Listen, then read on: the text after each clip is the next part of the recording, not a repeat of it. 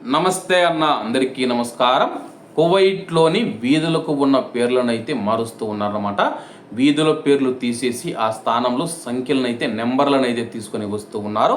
వివరాల్లోకి వెళితే Kuwait municipality తన 19/2025 సమావేశంలో జారీ చేసిన కేబినెట్ తీర్మానం నెంబర్ 666కు అనుగుణంగా వీధులు మరియు రహదారి పేర్ల సూచికలను తొలగించింది.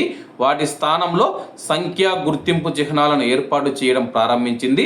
ఇది దేశ పట్టణ నామకరణ వ్యవస్థలో ఒక ప్రధాన మార్పును సూచిస్తూ ఉంది.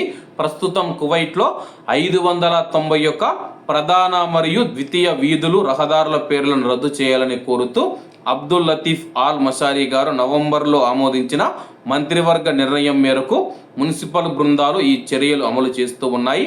వీటి స్థానంలో సంఖ్యలను చేర్చడం ఉండగా 66 వీధుల పేర్లను యథాతథంగా ఉంచుతామని చెప్పి మరో 3కి అరబ్ నగరాలు రాజధానుల పేర్లను పెట్టనున్నట్లు స్థానిక మీడియా పేర్కొంది. 2023 నాటి మంత్రివర్గ తీర్మానం నెంబర్ 558 కింద ఏర్పాటు చేసిన ప్రత్యేక కమిటీ యొక్క అన్వేషణ ఆధారంగా అక్టోబర్ 19న జరిగిన అసాధారణ సమావేశంలో మున్సిపల్ కౌన్సిల్ ఆమోదించింది. ఆ తర్వాత కువైట్లోని నగరాలు, శివారు ప్రాంతాలు, జిల్లాలు, వీధులు మరియు ప్రజా కూడళ్లకు పేర్లు పెట్టడానికి సంబంధించి ప్రతిపాదనలను ఈ కమిటీ సమీక్షించింది. ప్రస్తుతం మనం చూసుకుంటే కువైట్ కేబినెట్ నిర్ణయం ప్రకారం కువైట్లోని రహదారులు కావచ్చు, వీధులు కావచ్చు, ఏరియాల పేర్లు ఏవైతే ఉన్నాయో వాటి పేర్లను తొలగించి ఇక పైన కేవలం నెంబర్లు మాత్రమే ఉంటాయన్నమాట. ఎవరైనా ఎక్కడికైనా వెళ్ళాలంటే ఇప్పుడు ప్రస్తుతానికి చూడండి, కువైట్లోని బస్సుల మీద కూడా 103 అని చెప్పేసి, 9 అని చెప్పేసి, 10 అని చెప్పేసి ఇలా రకరకాల నెంబర్లు అయితే ఉంటాయి కదా.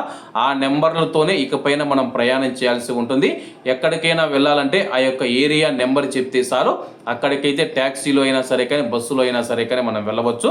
ప్రస్తుతం పేర్ల యొక్క బోర్డులను తొలగించి అక్కడ నెంబర్లతో కూడిన బోర్డులను అయితే అమరుస్తూ ఉన్నారు. కాబట్టి అందరూ బాగుండాలి, అందులో మనం ఉండాలి. అందరికీ నమస్తే అన్న, జై హింద్.